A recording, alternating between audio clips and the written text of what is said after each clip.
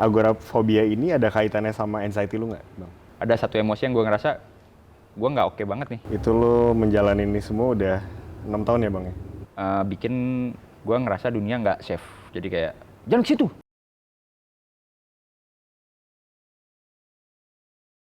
Selamat malam, Halo. Mas Wahyu Insani Akbar ya? Ya, betul. Siap. Panggilannya? Begeng. Siap. Mas Begeng. Mas apa Abang? Apa aja deh. Gue panggil Abang aja ya. Siap. Selamat datang di Depression Anonymous. Ya. Thank you udah datang. Ya, sama. Hari ini kita akan ngobrol tentang Bang Begeng, perjalanan hidupnya, suka dukanya, sukanya dukanya, terus nanti mungkin Bang Begeng pengen punya hal spesifik yang pengen disampaikan ke penonton. Ya. Boleh Bang Begeng sampaikan. Intinya ini bakal jadi tempat aman buat kita cerita dan semoga kita bisa jadi dapat manfaat dari acara kita hari ini. Oke. Ini gue izin pakai baju setelan kayak gini masih Mantap. nuansa lebaran ya. Ya. Mohon maaf lahir batin, gue sampaikan. Semoga amal ibadah yang kemarin jadi bermanfaat. Ya. Oke. Bang Begeng, drummer band, Ya.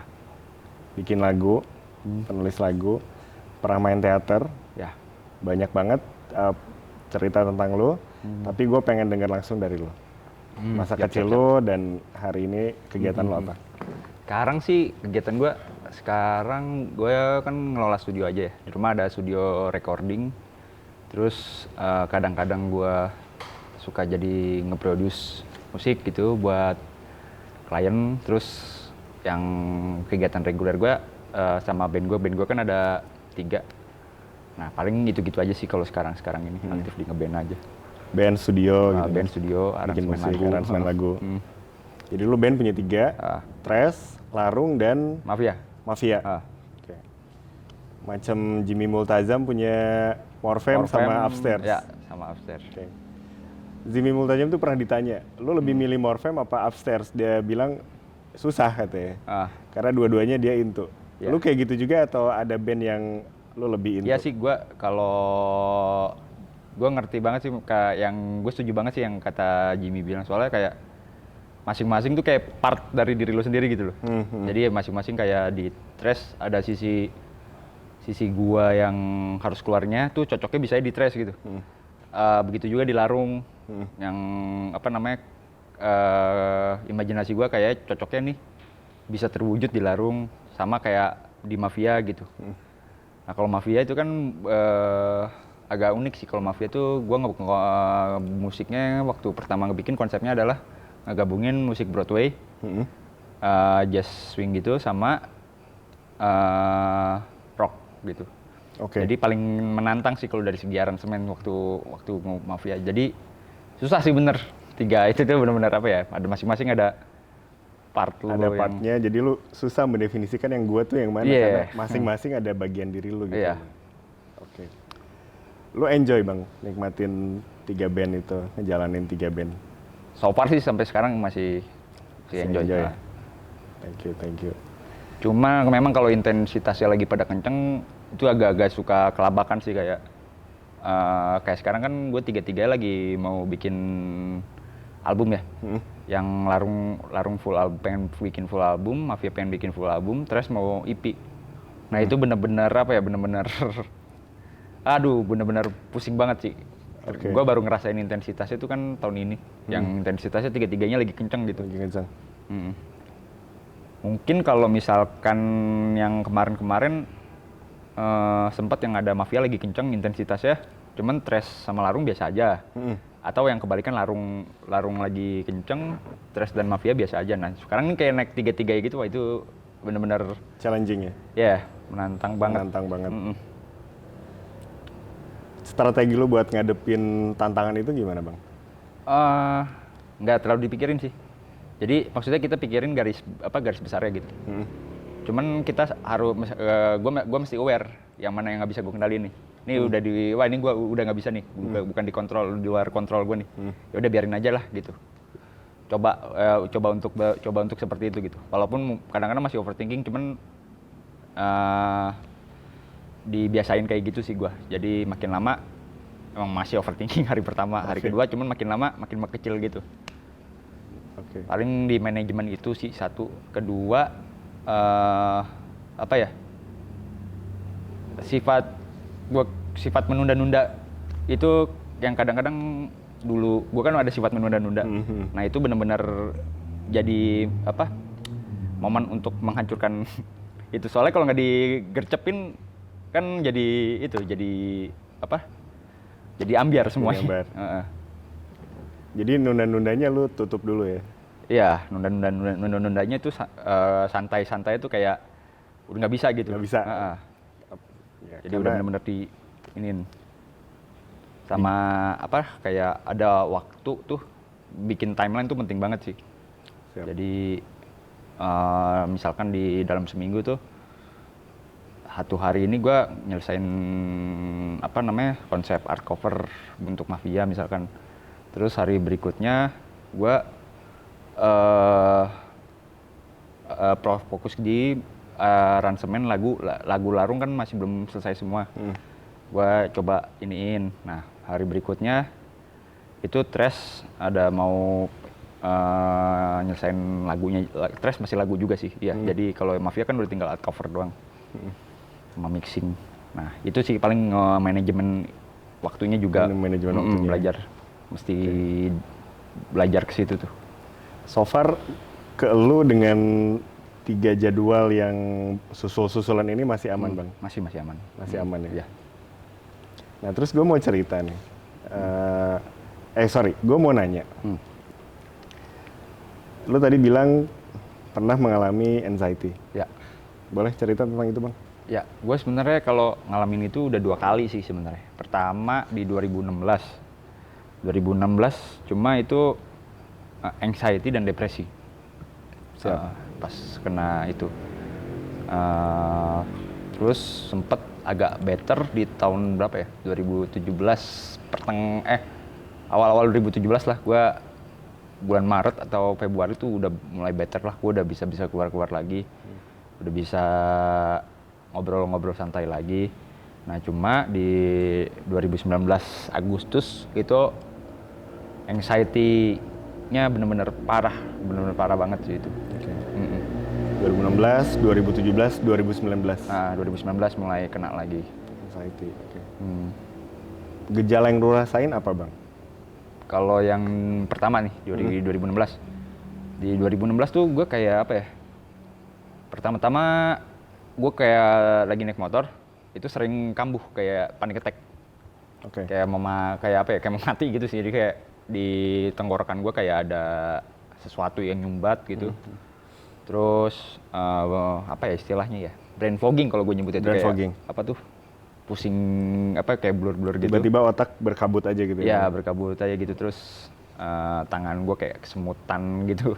Deg-degan yang nggak bisa dikontrol. Overthinking juga. Wah, masuknya nggak bisa benar-benar nggak bisa kekontrol banget ya. Dan nggak bisa dikontrol bener-bener gitu. Gue bingung tuh kenapa, tapi gue masih biasa aja kan. Sampai ada momen gue habis ngalamin kejadian gak enak. Besokannya tuh gue kayak ngerasa hampa, sedih, dan anxious juga gitu. Kayak nggak enak banget dirasain deh. Jadi gue bingung ini kenapa gitu, karena kan gue belum pernah ngerasain kayak gitu, nggak berguna itu jadi orang gitu. Pertama kali dalam hidup lu ngerasain begitu? Pertama kali gue ngerasain depresi itu. Nah ditambah anxiousnya itu, jadi kayak gue sampai keluar depan beli warung aja gue nggak berani waktu itu. Jadi karena pikiran gue takut gue kambuh, terus gue pingsan gitu. Terus gue jadi bahan ketahuan orang gitu. Nah jadi wah nggak bisa gue. Nah kayaknya nggak oke nih. Kan gue waktu di 1 tahun itu kan gue ngajar drum ya. Itu gue sampai cuti ngajar sebulan. Ngajar sebulan? Karena gue nggak tahu nih gue kenapa. Akhirnya gue punya. Itu lu masih clueless gitu ya Bang? Ya masih gue nggak tahu kenapa. Nggak tahu kenapa gitu ya? Akhirnya, cuman kan gue punya beberapa temen yang ngalamin anxiety disorder. Nah masalah anxiety disordernya relate sama dia gitu. Itu anxiety disorder gini-gini ini. Kalau gue ke psikiater kata teman gue. Oh iya, cuman kan pas gue denger ceritanya kan itu pakai obat ya. Nah, karena psikiater latar belakangnya dokter kan, kedokteran. Gue kurang tertarik kalau pakai obat gitu. Jadi gue akhirnya nyari cara lain. Gue punya klien yang recording di rumah gue. Dia tuh ahli hipnoterapi. Ahli hipnoterapi. Wah, gue bisa tuh nanganin gini. Terus gue ngobrol. Nah, untungnya dia tuh basicnya kuliah psikologi juga. Jadi gue cerita gini. Gue mesti tahu nih permasalahan lo kenapa. Ya gue cerita. Dia langsung ngomong kayaknya sih indikasinya sih ya, lo ada depresi kata dia. Depresi sama anxiety kata dia. Oh, ya udah. Cuma dia belum diagnosis ya. Cuma ngasih tahu indikasi aja. Terindikasi kata dia. Ya udah coba sesi. Akhirnya gue ke rumah dia. Sesi dah kita di situ. Sekali udah agak mendingan. Ya cuman kata dia ini mesti rutin seenggaknya 5 sesi. Ya udah tuh besok berapa lama ya? Seminggu kemudian gue ke situ lagi. Sesi kedua benar-benar membaik. Nah kata dia masih balik lagi. Cuman gue karena ngerasa udah. Kalau boleh tahu definisi membaiknya tuh gimana Bang? Membaik jadi kayak udah apa ya? Udah jarang ngerasain cemas. Jadi gue waktu itu tuh benar-benar tiap gue jadi kayak punya zona nyaman gitu. Zona nyamannya adalah rumah gue, studio gue. Di luar itu tuh pasti ada kambuhnya. Entah levelnya cuman level sedih-sedih dikit-dikit gitu. Entah yang bisa kambuh banget gitu. Gak bisa ditebak. Nah kalau di rumah gue nggak akan kambuh. Nah cuma pas di saat gua ke situ yang pertama itu masih kambuh, cuman agak sedikit. Jadi kan gue dikasih kayak kalau di hipnoterapi itu kayak dikasih anchor. Anchor tuh kayak apa ya? Kayak semacam penenang lah. Misalkan lu di saat lu lagi di luar, tangan lu begini, itu lu ngerasa nyaman, aman. Nah gue setelah begitu tuh selalu ngerasa kayak begitu, enakan gitu. Ini anchor lu kayak gini ya? Akhirnya gue ke sono lagi. Nah kedua tuh udah enak. Soalnya patokan gue udah bisa ngantri di Indomaret. Iya, gue udah bisa ngantri tanpa gue panic attack. Biasanya kan gue yang selalu panic attack tuh di saat gue ngantri. Gue nggak nyaman banget kan di kerumunan gitu. Biasanya pasti akan kambuh. Cuma pas di saat yang kedua tuh gue udah nggak ngantri aman ya? Itu jadi, indikatornya konkret banget ya Bang ya? Jadi gue rasa udah aman. Cuman kalau kata dia tetap nih harus. Cuman gue nggak tahu kan akhirnya ternyata bener aja kan berapa tahun kemudian memang itu lagi gitu. Di 2019. Nah, jadi pas 2017 ke 18 tuh masih enak-enak aja sih. Terus yang 2019 ya itu gue mulai. Nah kalau yang 2019 sih lebih ke anxiety-nya sih kayaknya. Lebih ke anxiety maksudnya? Yang tadi sebelumnya anxiety juga loh Bang? Iya, anxiety. Maksudnya tadinya kan ada depresi ya gitu. Tadinya ada depresinya. Ini gue kagak ngerasa ini sih, nggak ngerasa hampa gitu-gitu. Gue nggak ngerasa kalau yang di 2019. Gue cuma ngerasa takut. Sebenarnya diawali dari stres sih. Waktu itu gue kayak yang setelah yang di 2019 ini akhirnya gue mutusin ke psikolog. Ke psikolog? Ke psikolog. Yang 2016 lo ke hipnoterapis? Iya, hipnoterapis. Siap. Akhirnya 2019 gue punya temen psikolog. Kita ke psikolog deh tuh. Gue ke psikolog. Sebenarnya lebih tepatnya di rumah gue sih karena gue benar-benar waktu itu tuh benar-benar nggak berani banget gitu. Dan kan yang di 2016 tadi itu kan gue ada tempat nyamannya ya di rumah gue. Ini kalau yang 2019 yang lebih lebih parah. Jadi gue di rumah gue tuh masih kambuh. Di rumah pun kambuh? Iya. Di studio pun kambuh? Dimanapun. Gitu. Tiap hari gitu. Gejalanya apa Bang yang 2019 itu? Hampir sama, cuma dia lebih intens aja sih. Lebih intens? Jadi tiap saat tuh tangan gue selalu basah. Tangan selalu basah. Terus gue kayak nggak di situ gitu. Kayak ngerasa apa ya? Nggak kayak susah banget in the moment lah gitu. Susah banget in the moment. Jadi kayak misalnya kita lagi ngobrol nih sekarang, pikiran gue tuh kemana gitu. Iya. benar-benar susah, terus kayak sangat gampang trigger gitu. Oke. Entah apapun, bahkan kadang-kadang gue sempet mengira-ngira sih ini kayaknya nggak ada trigger, nggak perlu ada trigger spesifik, ini udah kambuh aja nih mah. Terus temen lo yang psikolog itu ngasih diagnosis? Ya, jadi kita kan pas awal-awal tuh gue cerita, terus dia cerita dia punya teknik dia pakai psikoterapi, Psikoterapi. namanya brain spotting. Ada terapinya. Terapi apa tadi bang? Ada dia kalau sama dia tuh ada terapinya, namanya brain spotting gitu. Brain spotting.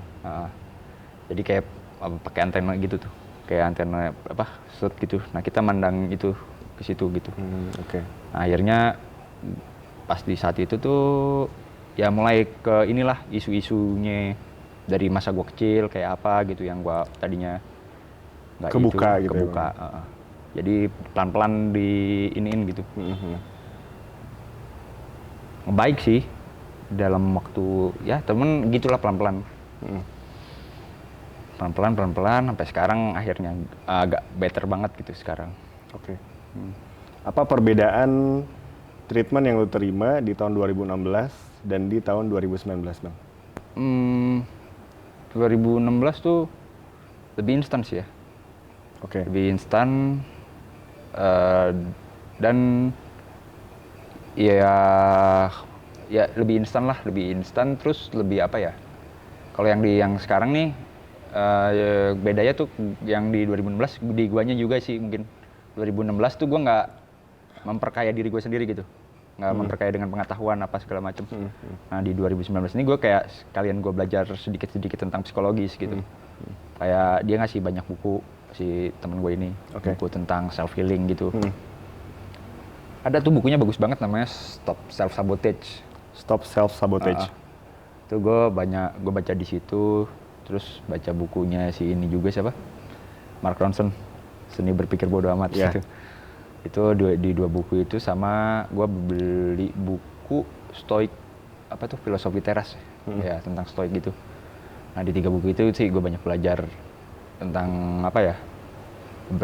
self healing gitulah. Nah tapi sekalian juga di terapi sama berjalan paralel sama si psikolognya ini, psikolognya juga. Oke. Di tahun gue mundur dikit. Di tahun 2016 ada diagnosis yang didirikan nggak bang? Bahwa lu A dan B gitu? Enggak sih, dia juga si teman gua ini yang si hipnoterapi juga sebenarnya udahlah nggak usah tahu, yang penting lu sembuh gitu. Cuman ini indikasinya seperti ini, cuman yang penting lu sembuh gitu. Oke. Sedangkan yang di psikolog ada diagnosis yang didirikan. Yang saat itu diagnosisnya adalah lu anxiety disorder. GAD. General Anxiety Disorder. GAD. Nah, terus memang akhirnya ada beberapa hal yang gue tahu banget, baru tahu setelah sesi sih, kayak gue punya agorafobia ternyata gitu kan. Oke. Terus ada ya masalah-masalah isu-isu masa kecil sih, jadi itu berpengaruh ternyata ke cara kita bersosialisasi gitu. Sebenarnya jadi jadi buat kita berkembang juga sih, soalnya tadinya sosialisasi gue itu nggak pernah bener. Selama gue hidup itu gue nggak pernah bisa tahan lama di satu kelompok gitu. Nah isu-isu itu akhirnya iniin dari masa kecil tuh. Ternyata yang masa kecil tuh gue baru ngeh dampaknya gede banget gitu. Ke kehidupan kita sekarang gitu. Ya ini juga sih kaget juga sih, agak-agak kaget ternyata. Gue kira, soalnya gue agak masa sih masa kecil kan masa kecil kan udah lama banget, masa masih bisa ke bawah gitu, ke bawah sih, iya kan. Terus ya bagusnya sih ya kita mau jadi ini juga sih, jadi belajar gitu, belajar mengenal diri sendiri juga gitu kan.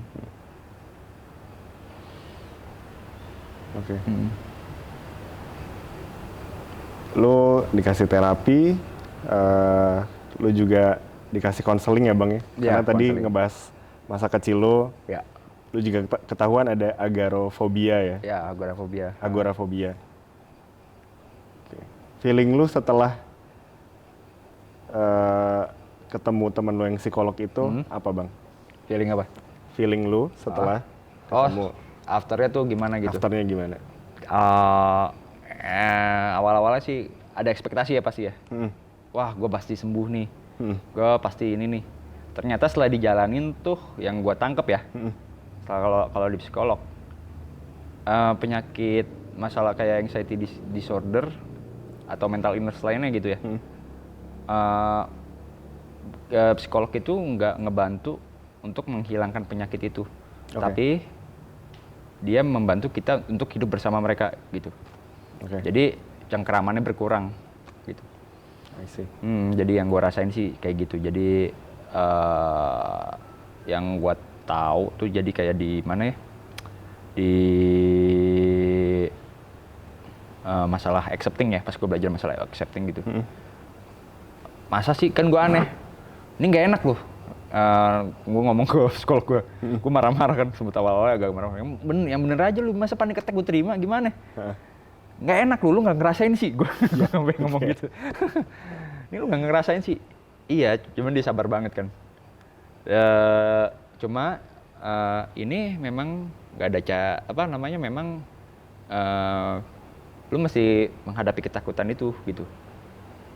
Lu deskripsiin aja kayak lu cemasnya kenapa gitu. Nah gue belajar tuh gitu tuh. Tadinya gue kan gimana ya, kita tuh di kultur yang mendem. Bener, di kultur yang emosi kita dimatikan, nggak boleh ngerasain emosi negatif gitu loh.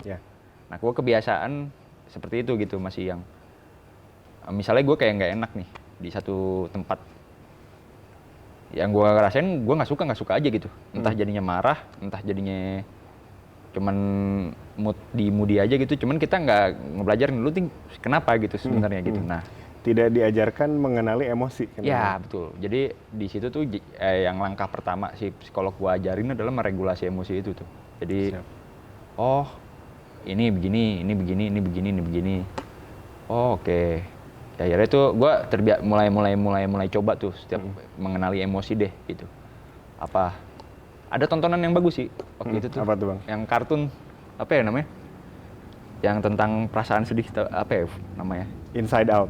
Itu dia. Inside Out. Ya, Inside Out. Nah itu sangat edukasi. Nah gue dikasih referensi tontonan itu juga tuh. Itu based on teori psikologi juga. Iya bener. Gue dikasih itu, jadi secara garis besarnya gue agak sedikit paham tuh. Oh iya kenapa gitu. Akhirnya tuh mulai tuh gue langsung ngerasa bodoh juga sih maksudnya. Gila, sama waktu itu 2019 umur gue 30 ya. Sama 30 tahun gue hidup gue nggak pernah tahu ini nih. Emosi yang setiap hari lu rasain gitu. Iya, padahal tiap hari kita rasain. Cuman gue nggak pernah tahu itu selama 30 tahun gitu. 30 tahun. Gue taunya nggak nyaman aja gitu. Gitu. Tapi misalkan lu sedihnya kenapa? Lu ngerasa diapain gitu kan? Nggak tahu kenapa gitu.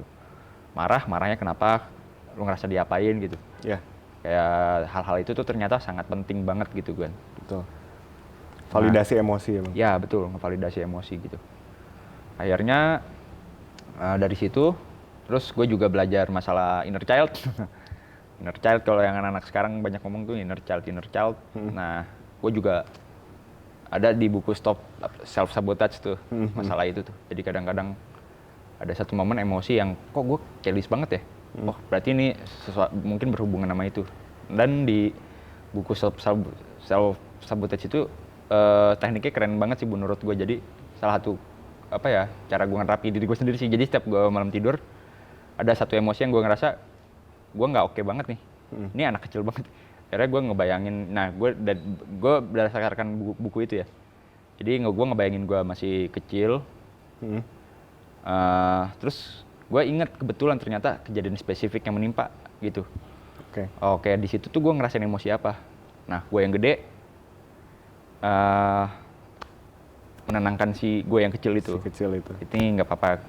Sampai akhirnya gue kecil itu ngerasa safe, aman, dan itu benar-benar berasa ke badan gue sendiri gitu. Terus apa lagi ya? Setelah itu tuh kayak belajar ini juga sih gue, coping mechanism, kayak napas. Misalkan ini case-nya tuh lu lagi panic attack gitu. Yeah. Atau lu lagi marah banget yang susah dikontrol. Ya belajar nafas ada yang 478 ya. 478 terus 369 kalau nggak salah. 478 tuh tarik napas 4 kali. Hitung 1 sampai 4, 7 tahan, 8 hembus. Lagi kayak gitu. Terus Jinshin Jutsu. Oke. Jinshin Jutsu iya kalau nggak salah, gue udah lupa sih.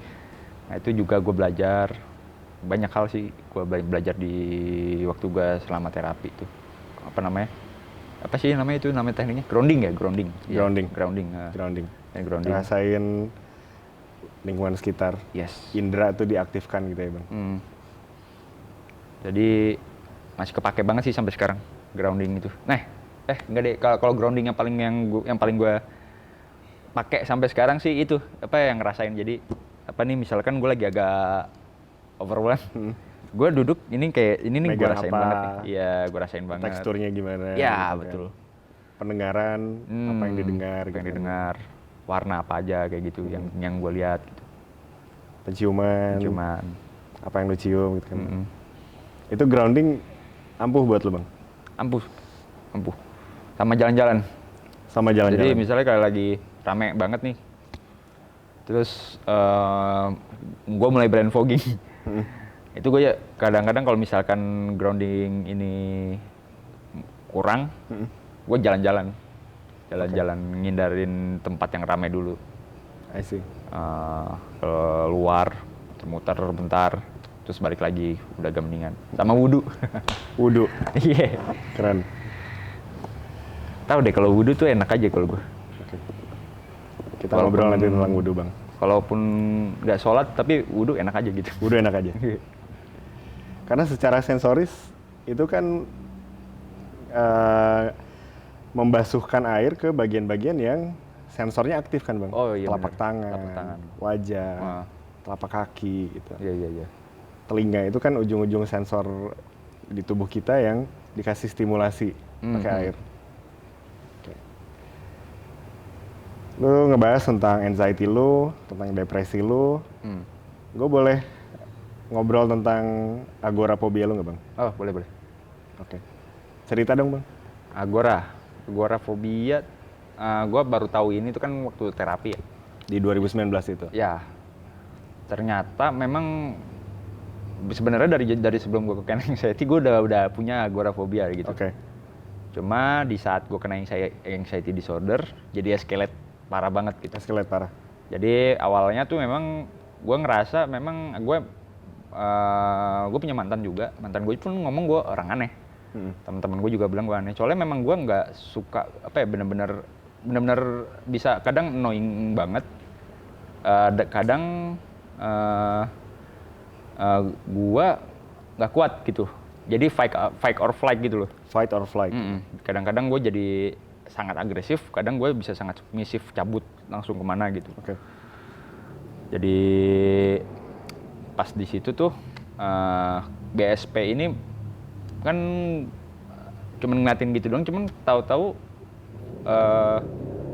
waktu itu lagi sesi ngebahas mulai ke arah ini belum lama banget sih. Ini waktu sebelum puasa.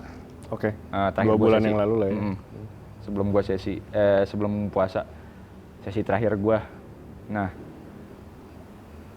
sebenarnya si terapis gue ini udah gregetan pengen nyikat Agora ini, cuman gue emang agak takut gitu. Akhirnya waktu itu kan gue yang lagi di terapi tuh masalah anger ya. Jadi gue ada isu anger juga. Terus gue lupa gimana ceritanya tuh, tahu langsung ke Agora. Nah, baru sedikit tipis tuh ternyata tuh gue ingatan yang gue lupa muncul. Jadi gue inget gue waktu umur 3 tahun deh kayaknya. Oke. Gue masih belum sekolah, belum TK malah. Itu gue ada pergi sama nyokap gue ke pertokoan yang ramai banget gitu, gue lupa antara Mangga 2 atau di mana gitu. Terus gue hilang di situ. Oke. Hilang terus lagi rame banget, kedusuk-dusuk gitu, jruk gitu. Nah ternyata dari situ asal muasal si agorafobia itu muncul, ditambah nyokap gue orangnya sangat apa ya, sangat menjaga dia sangat menjaga, cuman caranya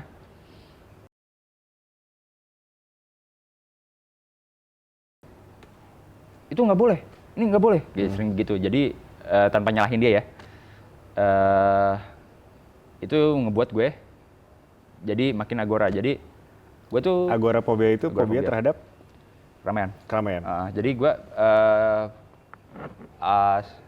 kalau keluar tuh gue sangat, misalkan nggak keramaian doang sih, jadi di lingkungan yang asing pun gue agak nggak nyaman, misalkan dulu. Jadi gue rasain tuh kayak, kok gue waktu banyak sih dari gue mulai ngerasa tuh pas SMA, pas gue masuk kuliah. Jadi kan gue kan apa-apa sendirian gitu. Kok gue nggak nyaman ya kesini ya. Terus gue naik bis, gue nggak nyaman di tempat umum lah pokoknya. Gue nggak nyaman di tempat umum, gue nggak nyaman di keramaian gitu. Sangat bener-bener nggak oke banget lah. Nah, baru cuman nggak sampai yang kayak sekarang gitu. Yang kayak sekarang itu yang anxiety itu. Ya, kalau sekarang tuh bener-bener kacau. Jadi dengar suara weng, brain fogging langsung. Langsung apa ya? Langsung kalau nggak brain fogging kesemutan. Kayak kesemutan gitu ini gue. Langsung kacau sih kalau sekarang. Gue kalau sekarang naik motor masih agak takut. Sendirian gitu. Kalau pergi keluar sendirian tuh masih agak takut kadang-kadang. Terutama kalau jalanan lagi rame banget. Itu gue nggak apa ya, agak nggak ngerasa aman aja gitu. Nggak tahu kenapa padahal.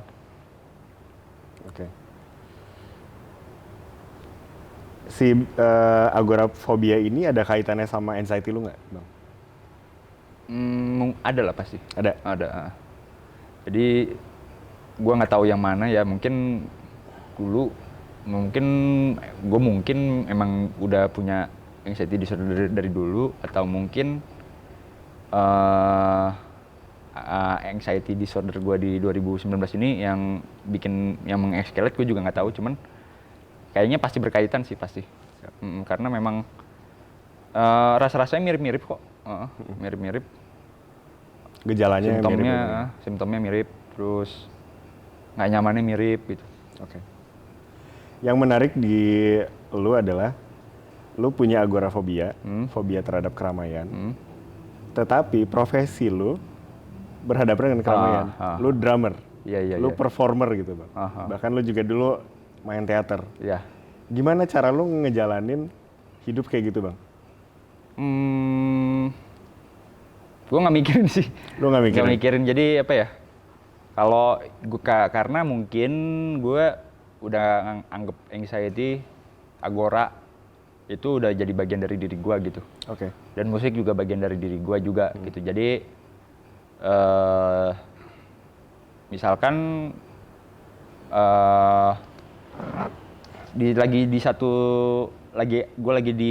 lagi ada manggung dan kambuh yang jadi challenge kan di situ kan. Nah, yang penting gue tahu cara mengatasinya gitu. Jadi gue selalu ini kok kayak siap. Gue tahu teknik grounding tadi, terus gue juga siap minyak kayu putih. Minyak kayu putih. Gue seneng banget nyium baunya tuh kalau itu. Terus gue suka bawa air panas. Gue suka bawa air panas buat atau ya, jadi karena gue di saat panic attack tuh ngerasa sini gue tuh kayak kecekek. Itu gue selalu bawa air hangat gitu. Sekarang ini sampai sekarang kan gue udah jarang banget kambuh ya. Cuman gue udah kebiasaan bawa ini. Air panas. Iya, air panas ini. Jadi kayak kalau mungkin kayak kayak orang yang pakai obat, bawa obat gitu, obat penenang.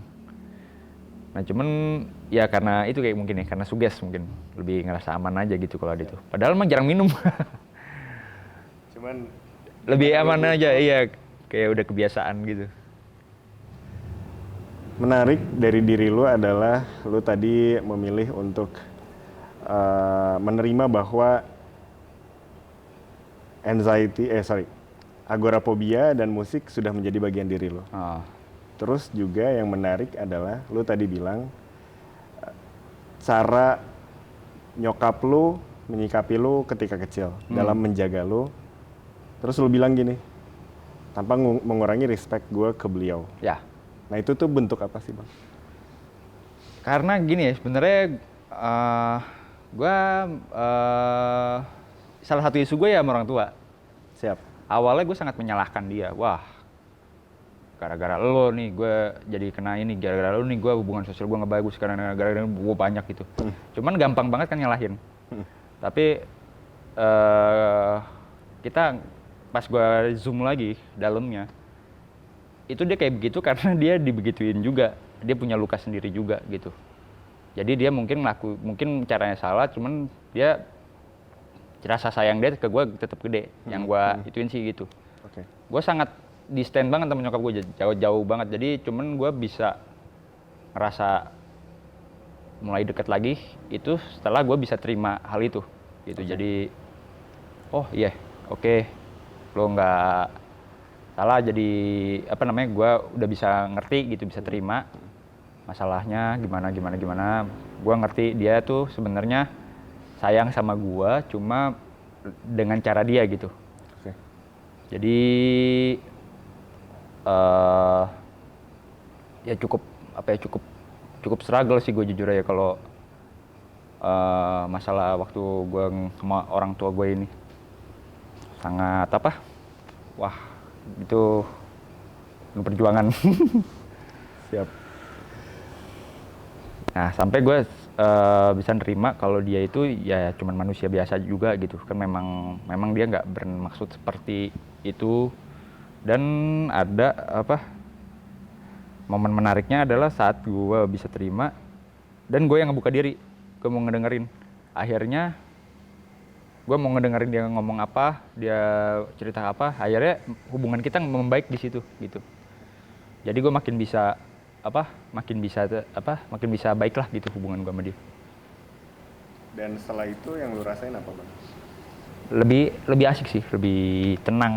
Maksudnya gue di kehidupan sosial pun lebih oke. Jadi kan hubungan gue kan agak sulit bersosialisasi sama orang sebenarnya. Agak lebih ngebuka gitu ke orang, agak lebih bisa santai, bisa lebih enjoy. Nggak tahu kenapa setelah hubungan gue menyokap gue membaik gitu. Jadi hubungan internal gue membaik, luka-luka gue agak sedikit pulih, hubungan sosial kita juga agak pulih, yang gue ngerasain sih gitu. Setelah lu bisa menyelesaikan isu lu dengan nyokap lu, kemampuan sosialisasi lu bisa lebih bagus. Bisa gitu, lebih bang? oke. Omong-omong sosialisasi, teman-teman lu ada yang tahu lu punya anxiety? Justru di setiap teman gue selalu ngomong begitu. Justru lu yang ngasih tahu? Ya, gue yang ngasih tahu. Jadi gue pengen ini ada beberapa pertimbangan sih yang buat gue mau open. Biasanya kan orang kan agak jaga-jaga dulu. Kalau gue open karena gue pengen orang-orang tahu kalau masalah mental illness itu sebenarnya penyakit sama kayak lu sakit pusing, sakit pilek gitu. Jadi itu bukan hal yang tabu sebenarnya sekarang. Siap. Gitu. Jadi Setuju. Jadi gue agak lebih, gue bawa itu sebagai seakan-akan itu hal biasa, dan memang hal biasa sebenarnya gitu loh. Nah, ke teman-teman gue ada yang waktu di 2016 tuh, itu gue sangat kecewa banget. Jadi ada teman deket gue banget. Nah, gue respon pertama gue saat gue sakit kayak begitu, gue nelpon dia dong kan, karena dia teman deket gue. Dia datang, tau dia dengerin kayak dengerin, cuman akhirnya dia keluar. Tau dia ngomong ke temen gue, si Begeng gila noh, ngomong gitu. Nah, gue denger itu karena orang yang diceritain gitu datang ke rumah gue. Kata si ini lu diajak ngomong nggak nyambung. Aduh, fuck banget. Maksudnya kalau di saat itu tuh itu sangat terluka banget buat gue. Iya. Di saat itu ya. Padahal lu cerita pengen nyari zona aman. Iya. Oh, itu sakit hati banget gue bener-bener. Akhirnya gue tapi di situ jadi belajar kalau masalah kayak begini nih memang nggak bisa diomongin sama semua orang gitu. Siap. Jadi kayak orang-orang yang open aja, atau itu satu awalannya di saat itu tuh gue berpikir seperti itu. Cuma kalau sekarang gue udah nggak peduli. Oke. Kalau sekarang gue udah nggak peduli, maksudnya kayak itu di luar kendali gue. Pikiran orang tuh di luar kendali gue. Gue mau kayak apapun, ya orang lain punya ini sendiri punya pemikiran sendiri gitu. Jadi dan itu di luar ini kita. Jadi ya udah, kalau sekarang sih kalau sekarang gue mau bodo amat. Cuman kalau dulu itu sangat wow, gila, lagi sakit down gitu ya, sakit hati banget gue waktu itu. Terus ya itulah. Cuman memang kadang-kadang lucunya orang yang kita nggak kenal, yang nggak terlalu kenal malah gue banyak nemu momen AJB di situ sih. Jadi orang yang tadinya malah kayak nggak terlalu kenal, kayak nggak terlalu akrab, malah jadi akrab. Malah dia yang mau mendengarkan gitu. Gitu, dan bisa ngebantu kadang-kadang malah. Maksudnya ngebantunya tuh lebih kayak ke ngebantu memulihkan diri dan mengembangin gitu kadang-kadang. Yang gue rasain sih gitu. Malah jadi salah satu pintu tertutup, pintu lain terbuka gitu loh kayak. Siap. Kayak gitu. Oke. Itu lo menjalani ini semua udah 6 tahun ya Bang ya? Ya. Ketemu hipnoterapi itu terus? Ya kurang lebih ya 6 tahun ya. 2016 bener. Nah terus, mungkin ini penutup ya Bang ya? Kalau mau dibungkus nih, Ya. lu punya kesempatan buat ngobrol ke penonton Depression Anonymous ini. Ya. Dengan perjalanan lu ke hipnoterapi, perjalanan lu ketemu temen deket lu yang malah bilang lu gila, interaksi lu sama nyokap di masa kecil, pengalaman agorafobia lu, pengalaman lu ke psikolog, dan ketemu orang-orang yang membantu lu. Apa sih Bang kalau lu mau bungkus, lu pengen ngomong apa sih ke teman-teman? Pertama sih kalau udah mulai ngerasa nggak oke, ke profesional. Jadi ke profesional, jangan self diagnose karena ada step-step yang memang kita nggak tahu gitu loh. Kalau misalkan kalau ke profesional kayak tadi tuh grounding, dan ada beberapa edukasi gitu. Terus masalah untuk healing sendiri tuh jangan berharap ke orang luar, tapi dari diri sendiri gitu, ngeliat ke dalam dulu gitu. Karena memang diri kita yang perlu diperbaiki gitu. Dan itu hal yang hal yang normal banget kan nih, hal yang wajar banget gitu. Terus semoga pada aware aja gitu. Maksudnya mental illness ini ada gitu loh. Kayak lu punya masalah pilek, penyakit biasa gitu loh. Cuman di ranah yang berbeda aja gitu. Ya, itu sih paling. Oke. Thank you banget. Ya, thank you juga udah ngajak sharing. Sama-sama. Senang banget bisa ketemu sama lu Bang. Sama gue juga senang. Sampai ketemu lagi. Ya, siap.